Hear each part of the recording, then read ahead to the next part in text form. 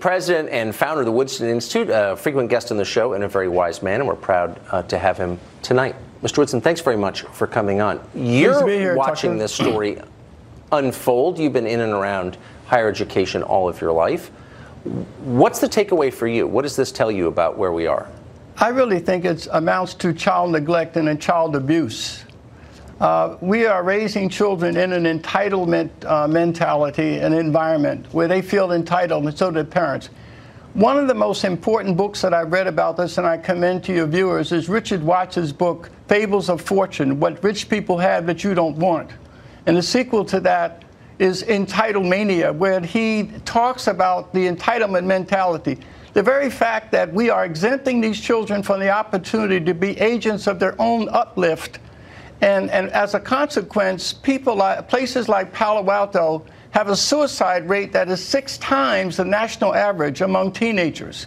There are people in that community who are wearing safety vests at railroad crossings because of a high number of teenagers that feel the stress of meeting expectations. So I think it's worse than that. This old entitlement mentality that also exists among low-income blacks, where the highest death rate is from homicide, because reparations is the moral equivalent of what these parents are doing among blacks. When we are creating a false,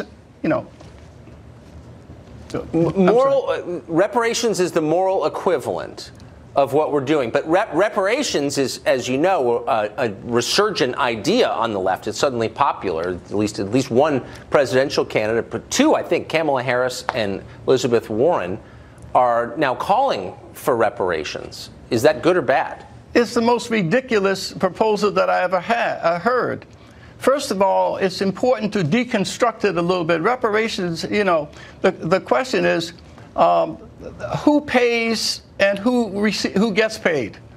People don't realize that it's slavery. There were blacks who owned slaves as well. There were 3,700 blacks that owned 12,000 slaves. Now, 3 tribes, the Chickasaws tribes, the Creek Indians, they owned 3,500 slaves. So the question for me and for the audience should be, well, who pays? Do the sons and daughters of those blacks and Native Americans that own slaves, do their ancestors, do they pay?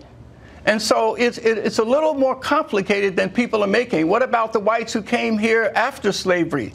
What about the hundreds of thousands who died fighting again in the Civil War who never owned slaves? Right. And so I just think that we ought to take this into consideration when we're talking about slavery.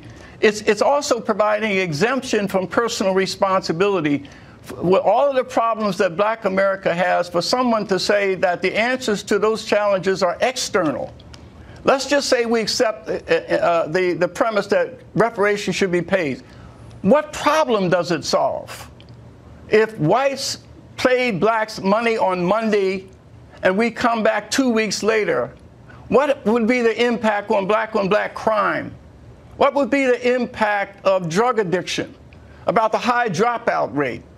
And so I just think it's lethal for us to just talk about a simplistic remedy so we can do virtue signaling on the issue of race and appear to be champions. What we have done at the Woodson Center is we believe you should look into the Black America's past and find out how our ancestors achieved against the odds where there was racial inequality and income disparity. We built hospitals, we built schools, we had solid families. And so it is important for us to not to look back, but also to look at what are our strengths.